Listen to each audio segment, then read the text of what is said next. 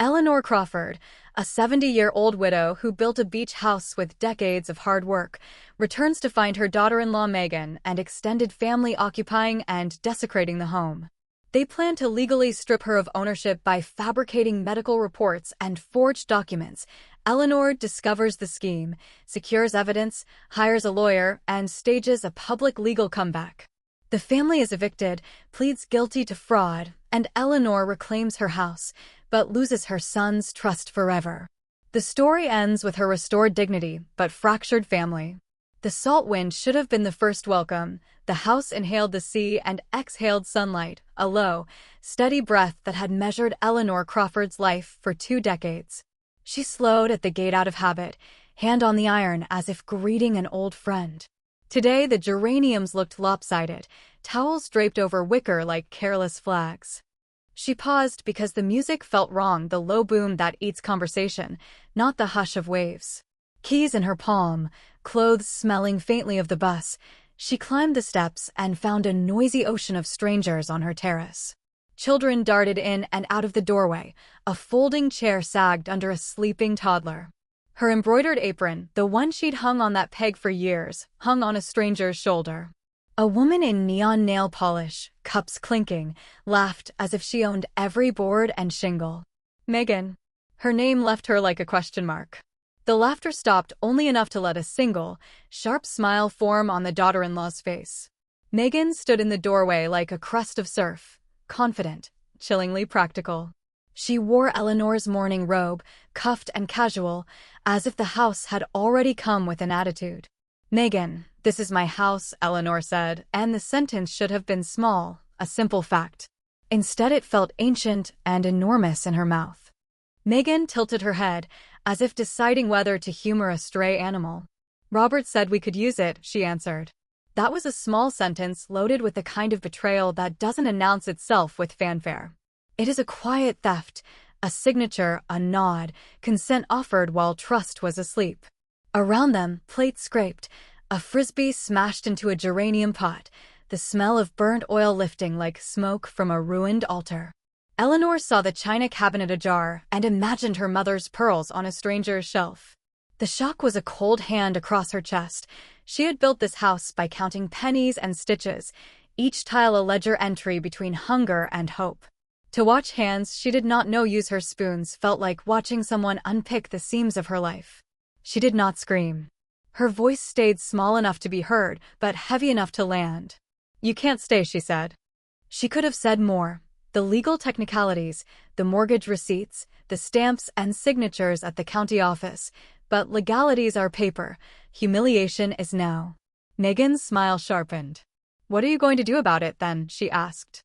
Behind Megan, family faces gathered like a jury, amused, hungry for drama. In their eyes Eleanor read the currency of the moment, power purchased by a silence kept, a son's absent defense. Eleanor felt something like a stitch of heat in her belly, not anger that burned hot enough to blind, but an older, colder plan forming, the way a seam takes shape under a needle. She turned away from the terrace and toward the garden where the flowers she planted bowed under footsteps. For 20 years this house had been a ledger of stitches and savings, a map only she knew. The thought rose in her like the first precise breath before a long, deliberate swim. If they wanted a war, she thought, let it start. But wars, she knew, began with patience and proof, not screaming. She folded her hands around her keys until they whitened. Then she walked away, not defeated but assembling the first pieces of a defense as silently and surely as the threads on her sewing machine. Night makes thieves clumsy and conspiracy smellier. Eleanor checked into a small hotel not to surrender, but to gain a vantage point, neutral, watchful. Sleepless, she unrolled the night's anger like fabric and began to examine seams. In the hotel's dim lobby she opened her wallet and let the bank cards spill across her palm. She had saved with the kind of discipline that resembled prayer, small offerings made daily. The totals glinted back at her, steady, in different numbers that hummed with possibility. It was not about money alone. It was about leverage. A sewing woman knows the value of a stitch. Money was simply another kind of stitch, one you could use to hold something together. Back at the house, the fiesta had taken on the scent of entitlement. grease on the stove, cigarette ash settled in plant pots, children's fingerprints on picture frames. Eleanor had been in domestic love with every spoon in that drawer. She knew the weight of each bowl. Now those bowls had been treated like cheap props. She walked the rooms with slow, practiced hands, cataloging losses the way a seamstress counts stitches. A missing brooch here, a hairline scratch on the mirror there. In a spare closet, she discovered the thing that turned that list into a plan, papers with legalese and names she had trusted. She read the request for early inheritance like a betrayal written in blue-black ink, a petition to declare her mentally incompetent, a signature line for her son. It landed on the floor with the authority of a dropped curtain. The doctor's note, creased and cynical, claimed confusion where there was clarity. The handwriting on the note matched a style she'd seen in haste, mechanistic and small, the sort of scrawl used to mask intent. Eleanor stayed where she was until Dawn removed the color from the room's corners. She thought of the sewing machine in the bedroom, steel and patient, and of the way a hand can stitch two fabrics into something that lasts. Robert had been the boy who bolted the first set of curtains with her. She could still see him on a ladder, arm around her shoulder as they argued over fringe. That boy's face hovered now behind the paper's type, present but indistinct. Memory was a tactic. She let it flow, each recollection a small lamp on a path. She remembered the architect's skeptical eyebrows, the clerk at the county office who stamped their papers, the nights with her hands raw from thread. She remembered the first time Robert kissed his new wife and told her, proudly, that it was all their future. None of this justified theft. It explained why the theft stung so sharp. She went to the bank the next morning. Mr. Peterson greeted her with the gravity of someone who has watched another person behave responsibly for decades. He did not patronize her. He handed her a page that listed every account and certificate and the total she had tucked away for winter storms and stubborn children. Eleanor felt the room steady. Freeze any withdrawals that come from outside sources, she told him. And give me the name of a lawyer who will fight. She did not ask for pity. She asked for facts, names, balances, signatures. Men who measure with pens love that. Mr. Peterson nodded and offered a card. The evidence needed to be more than anger. It had to be incontrovertible. She photographed the broken plates, the childish graffiti on a dresser, the drawers rifled open. She slipped the forged papers into an envelope and labeled them with a date. Whenever she prepared for an audience, whether at a church bazaar or a county bench, she always assembled a neat package. Preparing evidence felt a little like hemming a skirt, rough edges smoothed, corners folded into order. Between phone calls and receipts, she forced herself to imagine Robert as two people, the son who had once apprenticed at the sewing machine and the adult who sat divided between convenience and conscience. If she wanted him back, she would need a different kind of stitch, one knit from truth, not silence. But first things first, the evidence. First stitch, certainty. The discovery in the closet was not just a plot point, it was a blade that cut the air. Eleanor had always known betrayal could take many shapes, but this one was surgical. Legal forms, a doctor's signature, an appraisal with a squinting note about practical futures. When she confronted it, the paper didn't tremble. It lay flat, patient. That was the strangest cruelty, the calmness of the plan. Her strategy formed in 3 movements: prove, expose, and enforce. She started with proof. The bank lent her arm and name.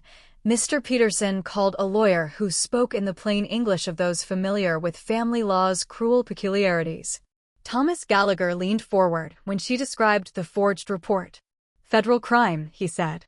He treated it like a technical thing, which made her feel like a chess player rather than a victim. But the twist came not when she read the documents, nor when Thomas stamped an eviction order. It came in the small, human moment with Robert, the one she had rehearsed in the hotel 1,000 times. She did not ambush him with lawyers at first. She gave him that last chance most mothers imagine but rarely get, the doorway conversation. He arrived in the mid-morning sun, keys in his hand, a smile that hoped like an apology. For 20 years, she had taught him how to fold sheets tight and how to refuse a bargain that smelled like cheapness. Today, he folded without her. When she presented the papers, he turned pale, not the color of surprise but of an old, familiar fear, the boy who had once been caught swiping sweets at the corner store. For a heartbeat, the eyes she remembered returned, soft, shame-pricked. "I didn't want it to get this far," he muttered. Those words might have given her pause if they were followed by explanation. Instead came silence. Instead came Megan's shadow in the doorway like a second, practiced hand guiding a puppet. The wife's voice, cool, assured, tried to compress the narrative into convenience. "We needed stability for the kids." What made the pivot cruel and human was how her son then split, not in the cinematic way of shouting or storming, but in the smaller, more devastating manner of giving assent by omission. He knew, the papers showed, and his signature was there in a tentative scrawl. Betrayal in family is rarely swift. It is a succession of small compliances. He had nodded in the right rooms, swallowed his discomfort, and signed the transfer without confronting the moral arithmetic. Then, in a move that could have come from a Greek tragedy, he finally snapped, not toward his mother, but at his wife, which loosened the script. He shouted a single, jagged truth: "We have huge expenses." It was not a confession but an accounting, the kind that treats people as line items. To Eleanor it sounded less like justification than the brittle clack of a ledger closing. At that moment she saw his entire arc, dependency mutated into resentment. He resented being a grateful child because gratitude costs the proud man his autonomy. He had been raised with hands that sewed his life. Now those hands wanted to stitch a separate garment altogether, and the fabric he chose was shame. What changed in Eleanor was a refocusing, personal pain transmuted into strategy. The son's confession closed the gap between suspicion and knowledge. It gave her the right frame to move from private wound to public counterattack. She would not merely reclaim property, she would expose the architecture of small betrayals that had become criminality when they crossed paper. She walked out then, not with a cry but with a ledger and a lawyer's number, and the tectonic plate beneath the family shifted. Where public humiliation had once been her fate, it would now be the instrument of justice. The twist was that the humiliation returned to its senders in a legal form: subpoenas, eviction orders, and an officer's calm voice reading rights at the terrace rail. The convoy arrived like punctuation: black-topped cars, a police cruiser with official letters on its flank, and a lawyer who wore his authority in a quiet suit. Eleanor descended the taxi steps with the same deliberate gait she used when she mounted a sewing machine, purposeful and unhurried. She had cleaned her hair, chosen a gray suit, a scarf folded like a bookmark. She wanted the world to see that she had not been broken by their contempt. On the terrace, the family's laughter dissolved into a mute scramble. Megan dropped a cup and watched it shatter as if the sound had a moral weight. For a moment the terrace was a stage of theater, parents groping for justifications, teenagers live-streaming indignation, a notary fumbling a phone. Thomas pulled out a stack of documents and placed them on the wooden table where the family had eaten barbecue the night before. The paper's flat faces reflected the sun and cut like small knives. "I am Attorney Thomas Gallagher," he said, and his voice carried the immovable tone of someone who has spent his life translating family pain into statutes. "This is an eviction order for illegal trespassing." The officer's hand rested on a thick legal pad as if on a Bible. He did not shout, he read. Legal language has its own cruelty, dry, precise, unstoppable like a tide. Faces changed at once. Megan's confident mask cracked, and behind it a slow, ugly panic spread. Veronica grabbed a phone and began to record, the instinct to narrate outrunning the sense that recording could be used against you. Small accusations rose, like insects, elder abuse. "She's unstable." A mother in a bargain dress wailed about family. Thomas presented the forged doctor's note and held it up. The officer glanced at it and then up at Megan. "You paid for a false medical report?" he asked, voice even. The words hung and the terrace seemed to tilt. Megan's lips trembled. She could not deny the paper without collapsing the architecture of her plan. The children clustered together, bewildered, and the youngest came forward with the blunt honesty of whatever child knows. "Ma'am, why are you making us leave?" He asked because the moral complexity adults wove was beyond his short legs. Eleanor knelt, a small, surprising move. She spoke softly to the child, explaining the house as a place someone had built with a life's work. The child's confusion softened into a tentative sympathy. He gathered a small toy and placed it in his mother's hand. The tenderness made the terrace quieter than any legal pronouncement. When Robert appeared, breathless, something older and more intimate braided together the legal and emotional. He had watched the police car and then driven into its shadow, a man who had chosen complicity and now met its consequences. Thomas handed him a citation, complicity in attempted asset fraud. The paper's edges were colder than anything else on that terrace. Robert's shoulders trembled, but not toward an apology. The breakdowns would come later, perhaps in sleep. The eviction proceeded with the businesslike cruelty of bureaucracy, inventory lists, supervised removal, a police officer checking the passkey on a phone. Veronica filmed until the officer confiscated her device. The family bundled their things with a noise like wet cloth. Megan's tears were not the marks of contrition but of rage and fear. The neighbors who had once waved across lawns watched from behind curtains. Gossip is a kind of justice in small towns. Eleanor watched everything, stone and careful. She felt a flash of pity on seeing her son carry a box like a guilty man. She had wanted different conversations with him, quieter and honest. But the terrace had been turned into a public theater of accountability, and that, in itself, rewired family calculus. Private harms had become communal. By the time the cars left, dust settled like a punctuation mark. Thomas slid a paper across to Eleanor. The keys, officially returned, ink still drying. She held them with both hands, an anchor reclaimed.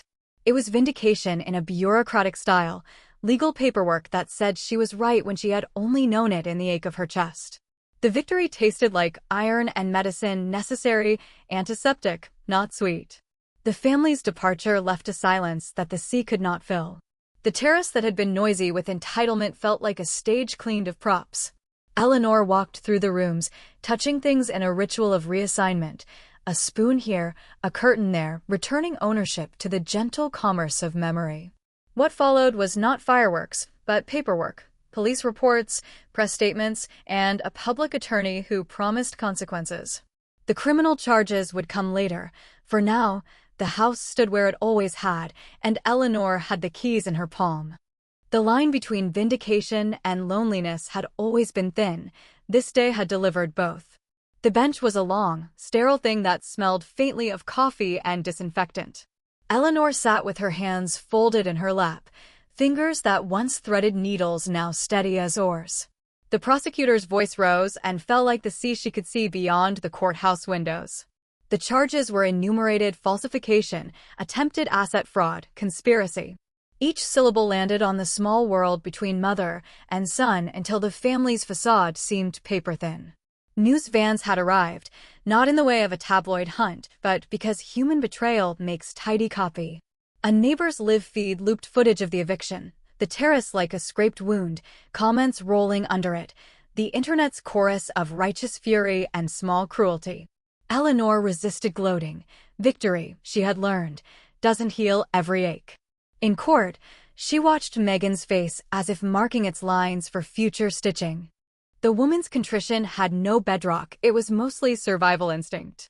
Robert sat a few seats down, hands clenched so tightly that his knuckles flashed white. He had tried to bargain a quiet plea for a family settlement, but Thomas had refused the private lullaby. Justice has a public aspect in cases like this, Thomas told her bluntly. It's a deterrent. Guilt is a thing that sometimes arrives late, and for Robert it arrived like a shadow, large, but not yet fully understood. He had imagined a transfer as a practical thing, an administrative convenience that would not require shards of conscience. In the courtroom, those shards nicked him as others spoke truthfully of paperwork forged and pearls sold. Someone called witnesses about the doctor. Investigators had traced payments. The cheap clinic's receptionist wore a face that was neither defiant nor remorseful, simply tired. When the plea deals were read, a hush tightened like a drawstring. Megan would pay fines, perform community service, and accept probation. Robert would avoid a prison sentence, but not a permanent record. The legal result was merciful in its avoidance of cages, but stern in its record. Punishment and mercy wound together in the judge's sterile words. Eleanor listened and felt both relief and an irrepressible fracture. The law could punish wrongdoing, but it could not stitch intimacy. Post-verdict, as the courtroom emptied, Robert approached. His steps faltered as if the floor were a surface of glass. He opened his mouth and closed it. Words failed, the way tools sometimes fail a worker whose hands have ache. "Mom," he said finally. It was not a plea. It was a broken address. She looked at him. There was so much history in the face that looked back, boyhood freckles, nights of fever, the way he had once read aloud from textbooks. The ache in her chest was not for the house now, but for that lost architecture of trust. "You lied to me," she said simply. No fury, just factual collapse. Robert's confession did not come as an apology. Instead, he offered explanation: debts, shame, a fear of dependence that ate at his pride. He said he thought it would be easier to sign papers than to ask for help. In the telling, he seemed younger and smaller than the man who had once promised to protect her. Eleanor's response was not vindictive. "If you had asked," she said quietly, "I would have helped." The sentence hung between them like a window left open. It revealed the poor architecture of their relationship. Help given had been conditional, saving performed with strings that bred resentment. This was the true climax, not the legal judgment, but the irrevocable moral split. Robert's eyes sought some quiet corner of mercy and found none that he could claim. The rupture was a private thing. The court could not fix it. It was as if the house itself, the thing they had fought over, had become a sacrament of a different covenant.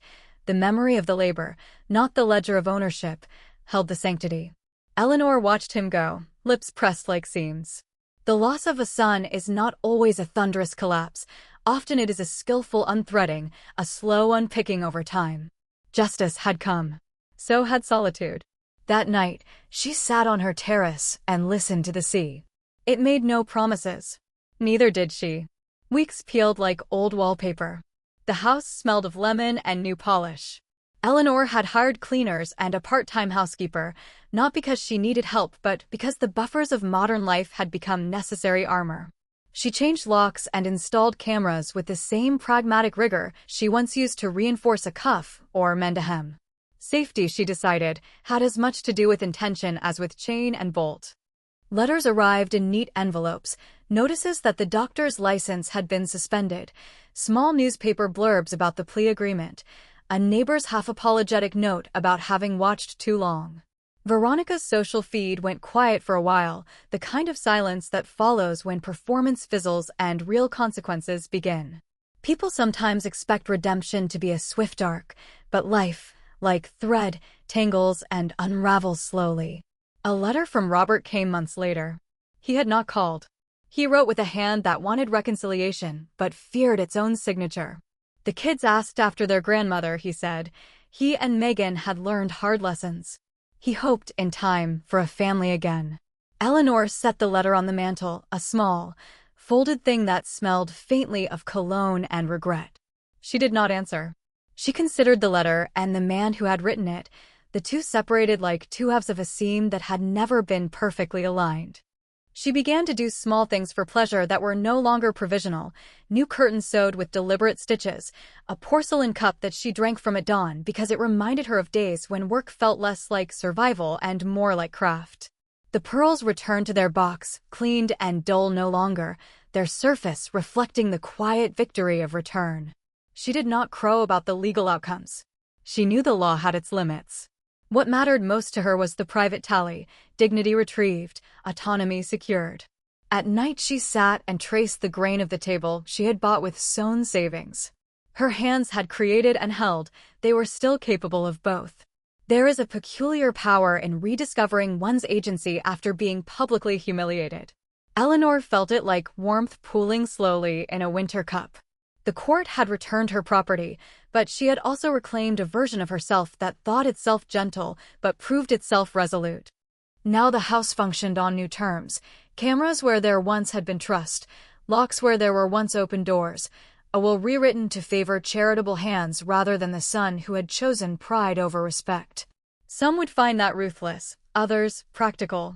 Eleanor did not pretend she had an answer. She had made a decision, a stitch that held. She believed that dignity has a cost, and that sometimes the price is solitude. Spring came the following year, and with it the geraniums she replanted in sturdier pots. Children's laughter a few blocks away was lighter this time, not the invasive kind that tramples beds. Once, a small neighbor boy came to the fence and waved. He had been the one who asked why the children had been evicted, innocent with his questions. She waved back and gave him a small coin, the kind she had once hoarded, and watched him pocket it like a secret. In the evenings she walked the shoreline and let the sea remix her sorrows into rhythm. The waves did not apologize, nor did they demand. They simply returned and began again.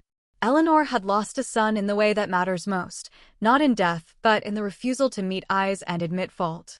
She had gained something else, proof that a life lived with care can be defended, and that justice, imperfect, public, tedious, can still restore order where betrayal once reigned. In quiet moments she would sit by the sewing machine, thread a needle, and sew a small white label into a hem, EC 1955. There was no end date, not yet. It was a deliberate choice, a woman continuing to stitch her life together, one deliberate, patient stitch at a time.